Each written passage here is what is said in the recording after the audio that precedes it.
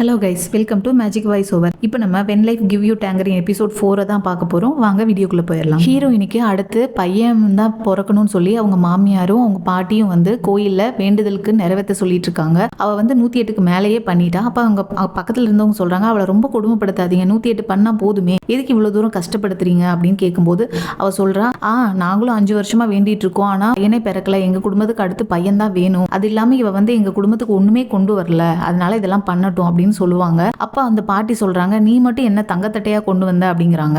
அப்ப அவங்க சொல்றாங்க, ஆமா, உங்க பையனோட மருமக மட்டும் வேண்டாம், உங்க பேரனோட மருமக மட்டும் வேணுமா அப்படிங்கிறாங்க. இப்ப இவங்க வேண்டுதலை நிறைவேற்றி போயிட்டு இருக்கும் போது அவங்க மாமியார் சொல்றாங்க, நான் வந்து இன்னைக்கு உன்னை ரொம்ப கொடுமைப்படுத்தினேன்னு என் பையன் கிட்ட சொல்லி நீயும் அவனும் சேர்ந்து 2 பேரும் என்ன திட்டிட்டு இருக்காதீங்க, அது மட்டும் இல்லாம என்னதான் இருந்தாலும் என் பையனுக்கு வந்து அவங்க அம்மானா ரொம்ப பிடிக்கும், அதனால அம்மா வந்து இப்படி பண்ணாங்கன்னு சொன்னா பையன் வந்து நம்ப மாட்டாங்க, அப்புறம் நீ தான் வந்து நோஸ்கட் வாங்க போற அப்படின்னு சொல்றாங்க. அப்ப அவ சொல்றா, நான்லாம் வந்து சொல்ல மாட்டேன், அவர் ஏற்கனவே பாவம் வேலை செஞ்சு ரொம்ப கஷ்டப்பட்டுட்டு இருக்காரு, அவரை நான் கஷ்டப்படுத்த விரும்பல, அது மட்டும் இல்லாம ஒரு ஆம்பளைக்கு தன்னோட பொண்டாட்டியோட குடும்பத்தை பிடிக்கலன்னா கூட இருந்துருவானாமா, அதே மாதிரி தான் நானும், எனக்கும் வேற வழி இல்லை அப்படின்னு சொல்லும்போது என்ன திமிரு உனக்கு அப்படின்னு சொல்றாங்க. அப்போ பாட்டி சொல்றாங்க, இது உனக்கு தேவைதான், காலங்காலமா மருமக வந்து மாமியாரை வந்து திட்டுறது நடக்கிறது தான் அப்படிங்கிறாங்க.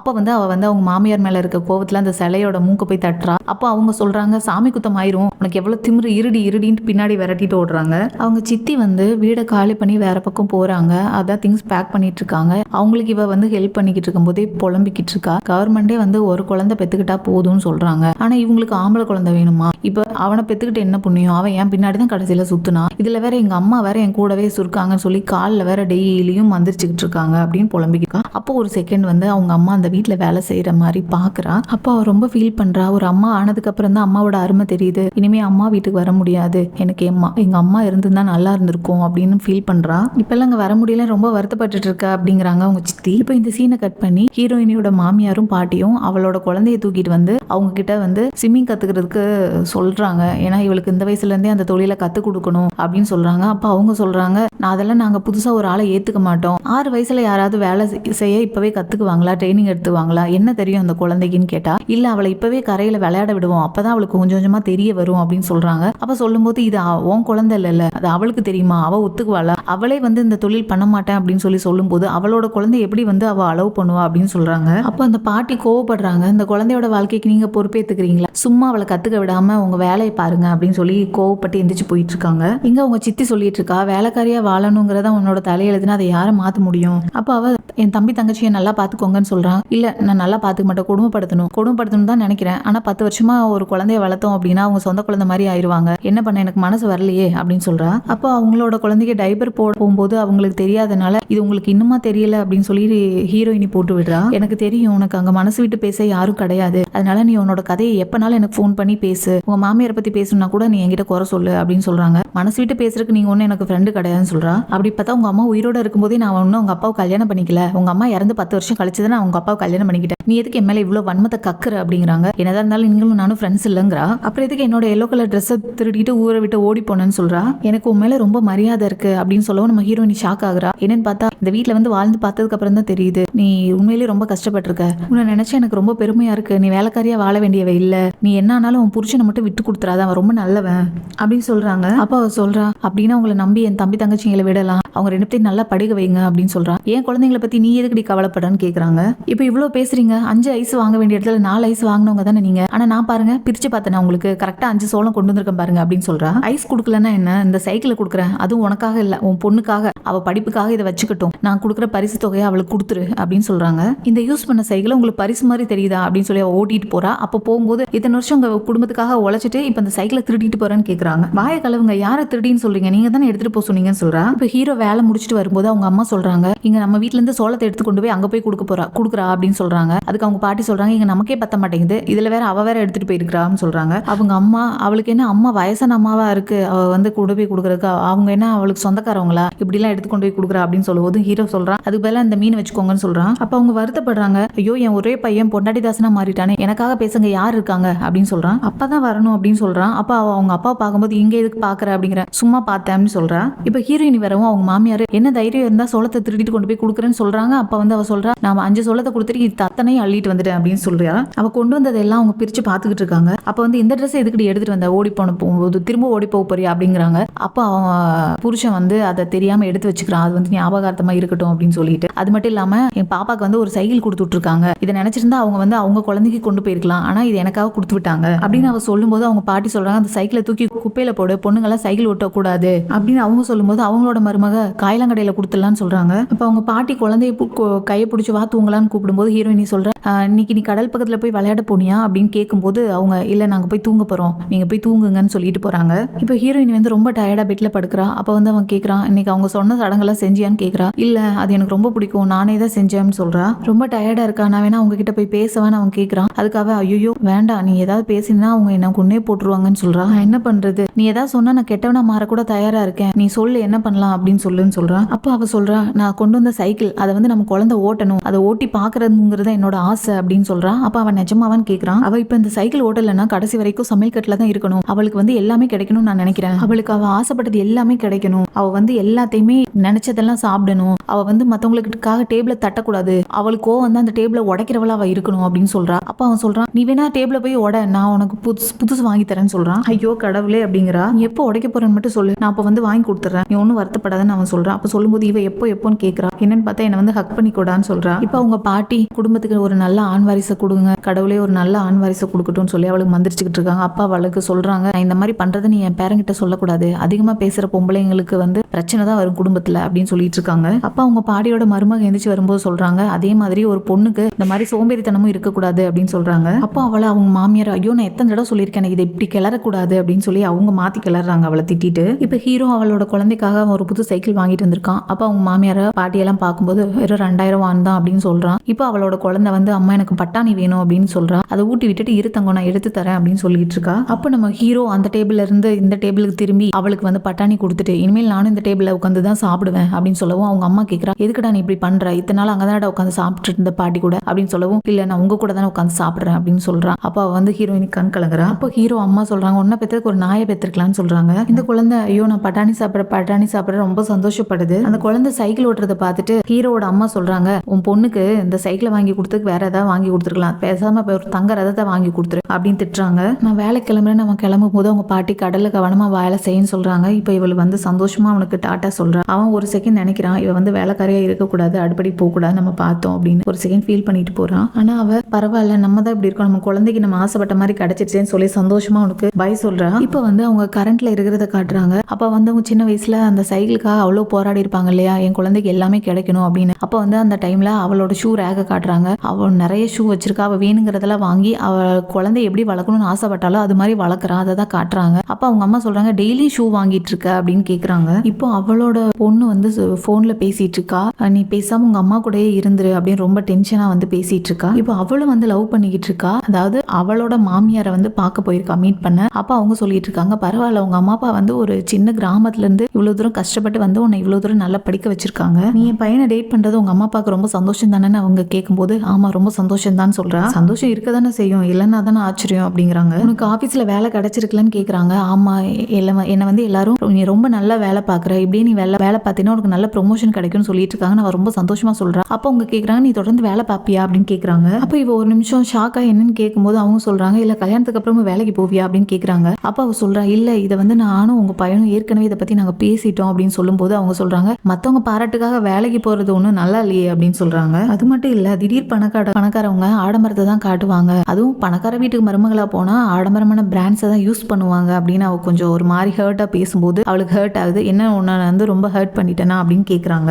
அப்ப அவங்க சொல்றாங்க, நான் ஓப்பனா கேக்குறேன், உனக்கு வந்து மேனேஜரா கம்பெனில வேலை செய்யணும்னு ஆசையா இல்ல வைஸ் பிரசிடென்ட்டோட மருமகளா ஆகணும்னு ஆசைப்படுறியான்னு கேக்குறாங்க. அது மட்டும் இல்லாம எங்க பையனுக்கு வர பொண்ணு வந்து அவனுக்கு துணையா இருக்கணும் தான் நாங்க ஆசைப்படுவோம், அதுதானே கரெக்ட், நான் நினைக்கிறது ஒன்றும் தப்பு இல்லையேங்கிறாங்க. அப்ப அவ ஒரு நிமிஷம் அவங்க அம்மா வந்து பிளாஷ்பேக்ல சொன்னதை நினைச்சு பாப்பா, என் பொண்ணு வந்து எப்பவும் மத்தவங்களுக்கு தாழ்ந்தவளா இருக்கக்கூடாது அப்படின்னு சொன்னதை. அப்ப அவ சொல்றா, உங்க பையன் அளவுக்கு எனக்கும் திறமை இருக்கு, எனக்கும் வந்து நிறைய லட்சியங்கள் இருக்கு, நானும் வந்து எங்க குடும்பத்துக்கு மூத்த பொண்ணு தான், என்னோட சம்பாத்தியத்துல குடும்பத்தை பாத்துக்கணும்னு ஆசைப்படுறேன், நான் வந்து மேனேஜர் மேனேஜரா, சூப்பர்வைசரா, கம்பெனியோட வைஸ் பிரசிடென்டா அந்த மாதிரிலாம் நான் ஆகணும்னு ஆசைப்படுறேன். இது ஒன்றும் தப்பு இல்லையேன்னு கேட்குறா. அப்போ அவங்க சொல்றாங்க, சரியா தான் சொல்றாங்க, அறிவு இருந்தா அழகு இருக்காதுன்னு சொல்றாங்க. உன்னை வந்து கல்யாணம் பண்ணிக்கிறதுக்கு இன்னொரு பிளான்ஸை வாங்கி வளர்த்துக்கலாம் அப்படின்னு சொல்றாங்க. அப்ப வந்து அதுக்கு திருப்பி வந்து அவங்களுக்கு பதில் சொல்றா, நீங்க சொல்றத பார்த்தா நீங்களும் ஒன்றும் இன்டோர் பிளான்ட் இல்லையே அப்படின்னு சொல்றா. இப்போ போன்ல சொல்லிட்டு இருக்கா, என்ன பண்றது, நான் தான் வந்து மூத்த பொண்ணாவும் திமிரு பிடிச்சவளாவும் இருக்கேன், என்ன பண்றதுன்னு எனக்கு தெரியல, உன்னை கல்யாணம் பண்ணலன்னா நான் ஒன்னும் செத்துற மாட்டேன் அப்படின்னு சொல்லி வேகமா போனை கட் பண்ணிடுறா.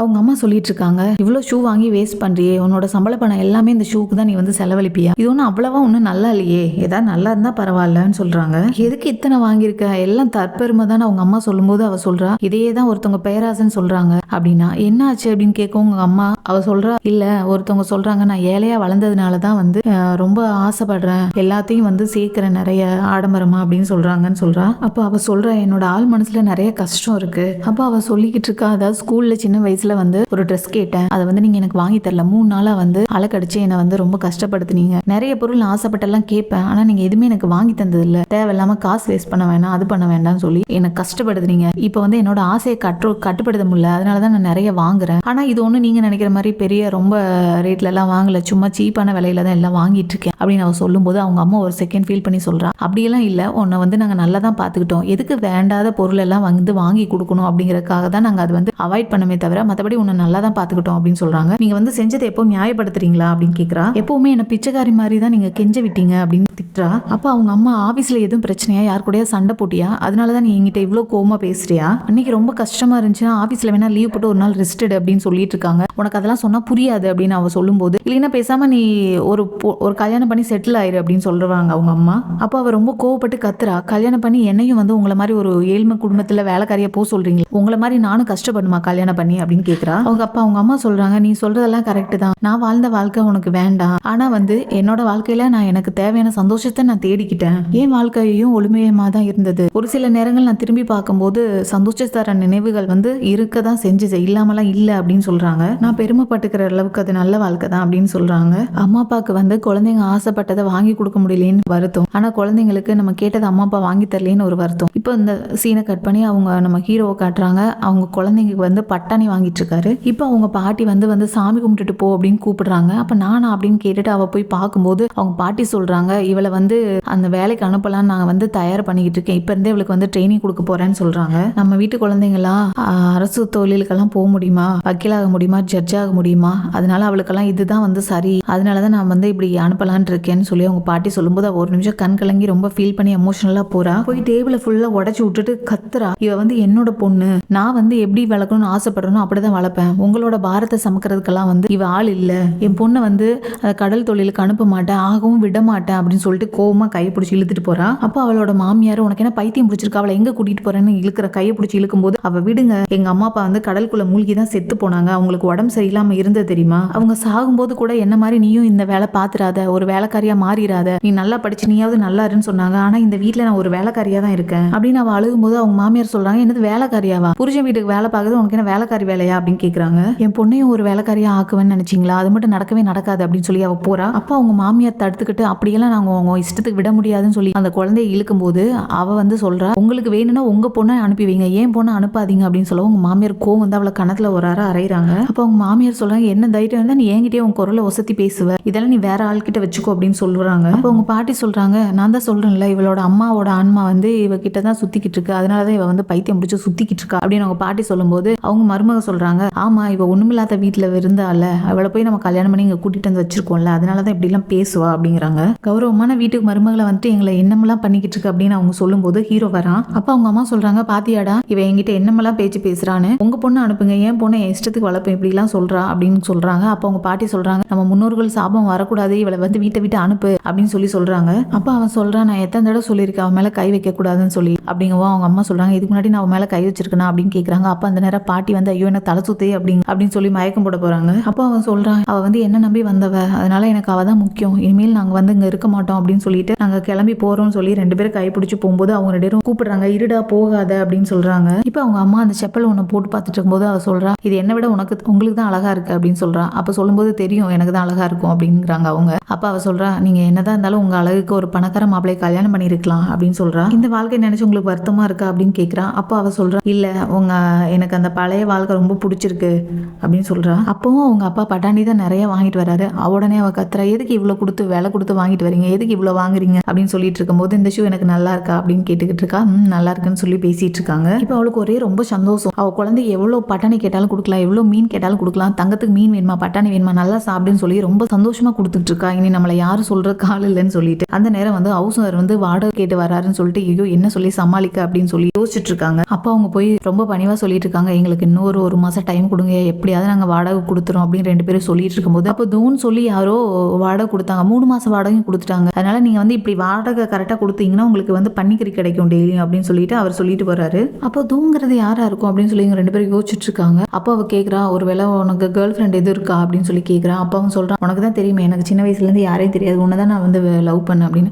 அது தெரியுமே எனக்கு தான் அப்படின்னு சொல்றா. அப்போ வந்து வேற யாரா இருக்கும், ஒருவேளை எங்க அம்மாவோட ஆவி தான் ஒரு பணக்காரவங்க உடம்புல வந்து கொடுத்துட்டு போயிருக்குமோ அப்படின்னு சொல்றான். அப்போ அவன் சிரிக்கிறான். சிரிச்சுட்டு லைட் ஆஃப் பண்றான். இவங்க டெய்லியுமே வந்து சீக்கிரமா லைட் ஆஃப் பண்ணிட்டு படுத்துறாங்க. அந்த பெரியவர் வந்து ஏதாவது ஒரு சாப்பாடு கொண்டு போய் கொடுக்கலான்னு போகும்போது லைட் ஆஃப் பண்ணிடுறாங்க. திரும்ப அவர் ரிட்டர்ன் வராரு. இதே தான் டெய்லி நடந்துகிட்டு இருக்கு. அப்போ அவரு ஒய்ஃப் கிட்ட அவங்க சொல்றாங்க, இந்த காலத்து பசங்கள ரொம்ப மோசம், எனக்கு அப்படியே ஆத்திரமா வருதுன்னு சொல்லிட்டு இருக்காரு. இப்போ ஹீரோயின் வந்து கன்சீவ் ஆயிட்டா அவங்க அம்மா கூட வேலை செஞ்சவங்க எல்லாருமே வந்து பேசிக்கிட்டு இருக்காங்க. அப்போ அவங்க ஹவுஸ் ஓனர் சொன்னாங்க, நீங்க டெய்லி வந்து ஒரு நாள் கூட கேப் விடாம டெய்லி லைட் ஆஃப் பண்றீங்கன்னு சொல்லிட்டு இருக்காரு. அதனாலதான் வந்து சீக்கிரம் கன்சீவ் ஆயிட்ட, மாமியார் வீட்டுல இருந்து வரவும் நீ ரொம்ப சந்தோஷமா இருக்க, அதனாலதான் வந்து வேலையெல்லாம் இல்லாம இதே வேலையா இருக்கிறீங்க நீங்க அப்படின்னு சொல்லி அவங்க எல்லாம் கிண்டல் பண்ணி சிரிச்சுக்கிட்டு இருக்காங்க. இப்ப நல்லா படிச்சு ஏதாவது ஆவான்னு பார்த்தோம்னா இப்ப அசல் சூப்பரான குடும்பத்து பொண்ணா மாறிட்டாளே அப்படின்னு சொல்லி எல்லாரும் கிண்டல் பண்ணி சிரிச்சிட்டு இருக்காங்க. அப்ப அவங்க சொல்றாங்க, உன் புருஷனோட மீன் பிடிக்கிற வேலை எல்லாம் எப்படி போயிட்டு இருக்குன்னு கேக்குறாங்க. நான் வழக்கம் போல நல்லா தான் போயிட்டு இருக்குன்னு சொல்றா. அப்ப அவன் யார்கிட்ட வேலை பாக்குறான்னு உனக்கு தெரியுமா அப்படின்னு சொல்லும்போது அவங்க இன்னொருத்தவங்க சொல்றாங்க, சொல்லாத அப்படின்னு சொல்றாங்க. அப்ப அவங்க சொல்றாங்க, என்னைக்கு இருந்தாலும் அவளுக்கு உண்மை தெரிஞ்சுதானே ஆகணும், அவன் யாருக்கு வேலை பாக்குறான்னு தெரியுமா அப்படின்னு அவங்க சொல்றாங்க. சொல்லும்போது அந்த நேரத்துக்கு ஹீரோ வரா. ஐயோ உன் கைக்கு என்னாச்சு, அடிபட்டிருக்கேன்னு அவங்க சொல்லும்போது அவ ஹீரோயினையும் பாக்குறா. அவன் கையில அடிபட்டு வரான். உடனே அவ ஓடி போய் என்னாச்சு, கைக்கு அடிபட்டிருக்கு எனக்கு சொல்லுங்கன்னு சொல்லி அழுகுறா. இப்போ அவங்க டாக்டர் பார்த்துட்டு வரும்போது அவர் சொல்றாரு, அடிபட்ட உடனே வரணும், இவ்வளவு லேட்டா வரக்கூடாதுன்னு அவர் சொல்லிட்டு இருக்காரு. இப்போ அவ திட்டுறா, உனக்கு அறிவு இல்லையா, எதுக்கு கையில அடிபட்டு அதோட மீன் பிடிச்சிட்டு இருந்த நீ, உனக்கு உடனே வர தெரியாதா அப்படின்னு திட்டுறா. அவங்க சொல்லிட்டு இருக்காங்க, இவளுக்கு வந்து ஒருத்தனை கல்யாணம் பண்ணிருப்பாங்கல்ல, 2ஆவதா கல்யாணம் பண்றதுக்கு பார்த்திருப்பாங்கல்ல, அவங்கிட்ட தான் வந்து இவளோட புருஷன் இப்ப வந்து வேலை செய்யறான் அப்படின்னு சொல்லியிருப்பாங்க. அவனுக்கு கீழே போய் இவன் எதுக்கு வேலை செஞ்சுட்டு இருக்கான் அப்படின்னு இவ யோசிக்கிறான். அப்ப அவங்க சொல்றாங்க, அவன் என்னதான் வந்து சின்ன பையனா இருந்தாலும் இவ்வளவு தூரம் வேலை பார்த்து உனக்காக கஷ்டப்படுறானே அப்படின்னு சொல்றாங்க. இதை தான் அவ வந்து நினைச்சு பார்த்துட்டு இருக்கா. இப்போ இவ வந்து டெய்லியும் சாப்பாடு கொண்டு வந்து நைட்டு கொடுத்துக்கிட்டு இருக்கா. ஆனா அவன் வந்து ரொம்ப டயர்ல படுத்து தூங்கிக்கிட்டே இருக்கான். இதே மாதிரி தான் டெய்லி நடக்குது. அப்ப பார்த்தா ஒரு நாள் ஃபுல் கை சட்டை போட்டு அவனோட கழுத்துல எல்லாம் பாத்தீங்கன்னா பேண்டேஜ் நிறைய ஒட்டி இருக்கா. அதை அவ பாத்துறா, என்னாச்சு அப்படின்னு சொல்லிட்டு ட்ரெஸ்ஸை விலக்கி பாக்குறான். உடம்பு ஃபுல்லா அடிபட்டு ரத்த காயமா இருக்கு. வேலை செய்யும்போது பார்த்து வேலை செய்யுங்க அப்படின்னு சொல்லி அவ வழி அனுப்புறான். அப்பா குழந்தை வந்து அப்பா வரும்போது நிறைய மீன் கொண்டு வாங்கன்னு சொல்லும்போது அவ சொல்றா, அப்படிலாம் அப்பாவை கிட்ட தொந்தரவு பண்ணக்கூடாதுன்னு சொல்லவும் அவன் சொல்றான், நான் அப்பா வரும்போது நிறைய மீன் கொண்டு வரேன்னு சந்தோஷமா சொல்றான். இவ அவ்வளோ மனசுல வருத்தத்தோட வந்து அவனை வழி அனுப்பி வைக்கிறா. என்னதான் இருந்தாலும் அவ்வளோ கஷ்டப்பட்டால் வெளியில சந்தோஷமா வழி அனுப்பி வச்சுட்டு இருக்கா. நம்ம ஹீரோயினி வந்து அந்த சோலுக்கு போறதுக்காக ஒரு ஷாப்ல போய் பர்ச்சேஸ் பண்ணிட்டு இருக்கா. சுகர் ஸ்வீட் எல்லாம் வாங்கிட்டு இருக்கா. அப்பா வந்து அவ குழந்தை அந்த ஷாப்ல இருந்து சாக்லேட் சாப்பிடும்போது அந்த ஐயா சொல்ற, 4 தான் உனக்கு ஃப்ரீயா கிடைக்கும், அதுக்கு மேல சாப்பிடாதன்னு சொல்லிட்டு இருக்காரு. இவ வந்து கொஞ்சம் காசு கம்மியா இருக்கு, இருந்தாலும் இப்போ வாங்கிட்டு இப்போ வந்து யார் வீட்டுக்கு வந்திருக்கா அப்படின்னா, இவளை வந்து 2ஆவதா கல்யாணம் பண்ணணும்னு ஒருத்தன் சொல்லியிருந்தான் இல்லையா, அவள் வீட்டுக்கு தான் அவள் வந்திருக்கா. அது எல்லாத்தையுமே வாங்கி அவங்களுக்கு தான் கொண்டு வந்து கொடுத்துட்டு அவள் வந்து பேச வந்திருக்கா அவங்க ஒய்ஃப் கிட்ட. அவங்க சொல்கிறாங்க, உங்கள் வீட்டுக்காருக்கு அடிபட்டிருந்தது எப்படி இருக்கு, பரவாயில்லையா, நானும் வந்து எங்கள் வீட்டுக்காரர் திட்ட தான் செஞ்சேன், எங்கள் ஒருத்தருக்கு அடிபட்டிருக்கு, நீங்கள் அப்போவே வந்து போட்டை திருப்பிட்டு வந்திருக்க வேண்டாமா அப்படின்னு நான் திட்டினேன்னு சொல்கிறேன். அப்போ வந்து அவங்க திருப்பலான்னு இருக்கும்போது தான் போட்டில் வந்து அன்னைக்கின்னு பார்த்து வலையில் நிறைய மீன் விழுந்திருக்கு. அதனால எங்கள் வீட்டுக்காரோட பேராசைக்கு அளவு இல்லாதனால இப்படி பண்ணிட்டாரு, ஆனால் நான் சத்தம் போட்டிருக்கேன், இனிமேல் இந்த மாதிரி ஆகாத மாதிரின்னு சொல்லி அவ சொல்றா. அது மட்டும் இல்லைங்க, உங்க வீட்டுக்கார் ரொம்ப பலசாலி தான், என்னதான் இருந்தாலும் அடிப்பட்ட கையோட அவ்வளோ நேரம் வலி தாங்கிட்டு இருந்திருக்காரு, வேற யார் அப்படியே தாங்க முடியும் அப்படின்னு சொல்லி அவ சொல்லும்போது அவ ஒரு நிமிஷம் ஃபீல் பண்ணி சொல்றா, அவங்க அப்ப வேணும்னே தான் போட்ட திருப்பலையா அப்படின்னு கேட்குறா. அவர் பாவம் டெய்லி ராத்திரி தூங்குறதுக்கே ரொம்ப கஷ்டப்படுறாரு, அவ்வளோ வலியோட வேதனையோட இருக்காருன்னு ரொம்ப ஃபீல் பண்ணி அழுகிறா. அப்போ அவங்க சொல்றாங்க, ஐயோ நான் எங்க வீட்டுக்கார்ட்ட நான் சொல்லிட்டேன், நீ ஒன்றும் வருத்தப்படாதீங்க, இனிமேல் அவர் அப்படி பண்ணவே மாட்டாரு, அவர் ரொம்ப மோசமானவர்லாம் கிடையாது, ஓரளவுக்கு நல்லவர் தான் அப்படின்னு சொல்லிட்டு இருக்கா. ஆனா உங்க வீட்டுக்காரர்கிட்ட மட்டும் ஏன் இவ்வளோ வந்து வன்மத்தை கக்குறாருன்னு புரிய மாட்டேங்குது அப்படின்னு சொல்றான். இப்போ வந்து நம்ம ஹீரோயினி 2ஆவதா கல்யாணம் பண்ணிக்கணும்னு சொன்னான் இல்லையா, அவன் தான் வந்து நம்ம ஹீரோவை திட்டிட்டு இருக்கான். எப்ப பார்த்தாலும் வீட்டுக்கு சீக்கிரமா போகணும் சொல்ற, என்னதான் கொண்டு வர டெய்லி டிஃபன் பாக்ஸ்ல அப்படின்னு சொல்லி அவன் திட்டிட்டு இருக்கான். இல்ல இவன் நான் கிளம்புறேன் அப்படின்னு சொல்றான். அவன் சாவியை தூக்கி வீசி, நீ தான் வந்து போட்டை ஓட்டணும், நான் வந்து சரக்கு அடிக்க போறேன், நீ வீட்டுக்கு இப்ப போக கூடாது அப்படின்னு சொல்லி அவன் பிரச்சனை பண்ணிட்டு இருக்கான். அப்ப கூட இருந்தவங்க எல்லாம் சொல்றாங்க, அவன் தான் வீட்டுக்கு போறேன்னு சொல்றான்ல, எதுக்கு அவனை போட்டு தொந்தரவு பண்றீங்கன்னு சொல்லவும் இவன் கத்துறான். கேப்டன் வந்து போட்டை விட்டு கீழே இறங்கலைன்னா யாரும் இறங்கக்கூடாது, கேப்டன் என்ன சொல்றாரோ அந்த வேலையை செய்யறதுக்கு தான் நீங்க எல்லாம் இருக்கிறீங்கன்னு கத்துறான். என்னடா முறைக்கிற, அவ்வளவு ரோசம் இருந்தா எதுக்கு என்கிட்ட வேலைக்கு வர, நீ போய் சொந்தமா ஒரு போட்டு வாங்கி வேலை செய்யடா, எங்க நீ என்கிட்ட சொல்லு பாப்போம், மூடுற வாய, நான் வேலை விட்டு போறேன்னு சொல்லு பார்க்கலாம் தைரியம் இருந்தான்னு சொல்றான். இப்ப வந்து இவ திரும்ப சொல்றனே தப்பா எடுத்துக்காதீங்க, நீங்க அவருக்கு செய்யறது வந்து நியாயமே இல்ல, வேலைன்னு வந்துட்டா கஷ்டம் இருக்கதான் செய்யும், அதுக்காக நீ இந்த கொடுமைப்படுத்தக்கூடாது அப்படின்னு சொல்லிக்கிட்டு இருக்கா. இந்த பக்கம் இவன் திட்டிக்கிட்டு இருக்கான். சொந்தமா போட்டு இல்லாதனால தானே என்கிட்ட வேலை செஞ்சுட்டு இருக்கு அப்படின்னு சொல்லவும், ஆமா எனக்கு வேலை பார்க்க பிடிக்கல, நான் வேலை விட்டு கிளம்புறேன் அப்படின்னு சொல்றான். இந்த பக்கம் இவ இதுக்கு மேல பேசி உங்ககிட்ட பிரயோஜனம் இல்லை அப்படின்னு சொல்லி கிளம்பிடுறா. இந்த பக்கம் அவன் கிளம்புறவங்கிட்ட போய் அவன் பிரச்சனை பண்றான். நீ என்கிட்ட வேலை செய்ய மாட்டேன்னு சொல்ற, எதுக்கு என்கிட்ட இருந்து பிடிச்ச மீன் எல்லாம் கொண்டு போற, இதெல்லாம் எடுத்துட்டு போக கூடாது, என்கிட்ட வேலை செஞ்சுட்டு நீ கடைசியில போகும்போது என்கிட்ட சொல்லி தான் நீ எடுத்துட்டு போகணும், எப்ப பார்த்தாலும் வேலை செய்ய சொன்னா வேலை செய்யாம வீட்டு ஓடி போற, அப்படி உங்ககிட்ட என்னதான்டா இருக்கு சொல்லிட்டான். இவன் ரொம்ப கொச்சப்படுத்தி கேவலப்படுத்திக்கிட்டு இருக்கான். அவளை பார்க்கணும் ரொம்ப தவிக்கிற போல அப்படின்னு அவளை ரொம்ப கேவலமா பேசிட்டு இருக்கான். ஆமா அவளை பார்க்கணும் நான் தவிக்கிறேன் அப்படின்னு சொல்லுவோம். ரொம்ப இப்படி இருக்கியடா பொண்டாடி தாசனா அப்படின்னு சொல்லி அவன் நக்கலா சிரிச்சுக்கிட்டு இருக்கான். அப்போ ஹீரோ சொல்றான், கேப்டன் எனக்கு ஒரு சந்தேகம், நீங்க எதுக்கு வீட்டுக்கு போக மாட்டீங்க, எப்ப பார்த்தாலும் இங்கேயே தனியா இருக்கிறீங்க, உங்க வீட்டுல உங்க பொண்டாட்டி சாதியா உங்களை நடத்துறது இல்லையா, உங்க மேல வீட்டுல யாரும் பாசம் காட்ட ஆள் இல்லையா அப்படின்னு அவன் கேட்கறான். அப்பா ஒரு நக்கலா சிரிக்கிறான். உன்ன மாதிரி ஆளுங்களை 2 போடு போட்டாதான் சரி வரும்னு அவன் காலில் ஒரு உதவ வரைக்கிறான். அப்போ அந்த நேரம் ஹீரோயினி வந்து கத்திக்கிட்டே ஓடி வரா. இப்போ வேகமா கத்திட்டு ஓடி வந்து சொல்றா, இனிமே என் புருஷன் வந்து உனக்காக வேலை செய்ய மாட்டாரு அப்படின்னு சொல்லிட்டு அவனை பிடிச்சி கூட்டிட்டு இழுத்துட்டு போகும்போது அவன் சொல்றான், சரி போங்க வேலை வேண்டாட்டி, எங்க அண்ணன் தான் வந்து இந்த மீனவ சங்க தலைவர், நீங்க எங்க போய் வேலை செஞ்சாலும் வந்து எங்களை தாண்டி செய்ய முடியாது, என்னை பத்தி யார்ட்டையும் நீ கம்ப்ளைண்ட் பண்ண முடியாதுன்னு சொல்றான். அப்போ சும்மா இருக்காம சொல்றான், இந்த மாதிரி ஒரு பஜாரி நான் கல்யாணம் பண்ணிக்கல, நல்லதா போச்சு, புருஷன் தான் திமிரா இருக்கானா பொண்டாட்டி அதுக்கு மேல இருக்கா அப்படின்னு சொல்லி திட்டிட்டு இருக்கான். அப்போ அவளுக்கு கோவம் வந்து வேகமா திரும்பி வந்து காலில் ஒரு உதப்பா. அப்ப அவன் ஐயோ வலிக்குதேன்னு கத்துவான். என்னடா உனக்கு வலிக்குதா, ஒரு பொண்ணு அடிச்சு உனக்கு வலிக்குதுன்னா எருமமாட மாதிரி வளர்ந்துருக்கே, என் புருஷனை போட்டு இப்படி டெய்லியும் அடிக்கிறியா, அவனுக்கு எவ்வளவு வலிக்கும் அப்படின்னு திட்டுறா. அப்படின்னு சொல்லிட்டு கோவமா திரும்பி போய்க்கிறா. இவன் வலிக்குதுங்கப்போ அவங்க வேலை செஞ்சுட்டு இருந்த போட்ல இருக்கவங்க எல்லாம் பேசுறாங்க, இவனுக்கு ஒரு பொறுக்கி பையன் பட்ட பேரை வைக்கணும், ரொம்ப மோசமானவன், இவனுக்கு இது தேவைதான் அப்படின்னு சிரிச்சிட்டு இருக்காங்க. இப்ப ஹீரோ சொல்லிட்டு இருக்கான், நீ கத்துறது ஒரு விசில் மாதிரி இருக்கு, மனித விசில் அப்படின்னு சொல்றான். நீ தானே வந்து அவனை அடிச்ச, நீ எதுக்கு அழுதுகிட்டு இருக்குன்னு கேட்கறான். அவங்க 2 பேரும் ஒன்னா கைப்பிடிச்சு நடந்து வந்துட்டு இருக்காங்க. இப்போ வந்து கரண்ட்ல அவங்க 2 பேரும் அதே மாதிரி தான் கைப்பிடிச்சு நடந்து வந்துட்டு இருக்காங்க. இப்போ வந்து அவ சொல்றான், அவன் வந்து கால் வலிக்குது முட்டி வலிக்குதுன்னு சொல்றான். என்ன பண்றது, சின்ன வயசுல இருந்து ரொம்ப கஷ்டப்பட்ட உடம்பு தானே, அதனாலதான் அப்படி இருக்கும் அப்படின்னு அவன் சொல்றான். உனக்கு ஒன்றும் ஆயாது பயப்படாத அப்படின்னு சொல்றான். இப்போ நான் வந்து உனக்கு முன்னாடி நான் வந்து செத்து போயிட்டா நீ 2வது கல்யாணம் பண்ணிப்பல அப்படின்னு அவன் கேட்கறான். அப்படி இல்ல நான் பண்ண மாட்டேன் அப்படின்னு அவன் சொல்றான். இப்படி இவங்க 2 பேரும் சந்தோஷமா கிண்டல் அடிச்சு பேசி சிரிச்சுட்டு போயிட்டு இருக்காங்க. இதோட இந்த எபிசோட முடிக்கிறாங்க. இந்த வீடியோ பிடிச்சிருந்தா லைக் பண்ணுங்க, ஷேர் பண்ணுங்க. தேங்க்யூ ஃபார் வாட்சிங் ஃப்ரெண்ட்ஸ்.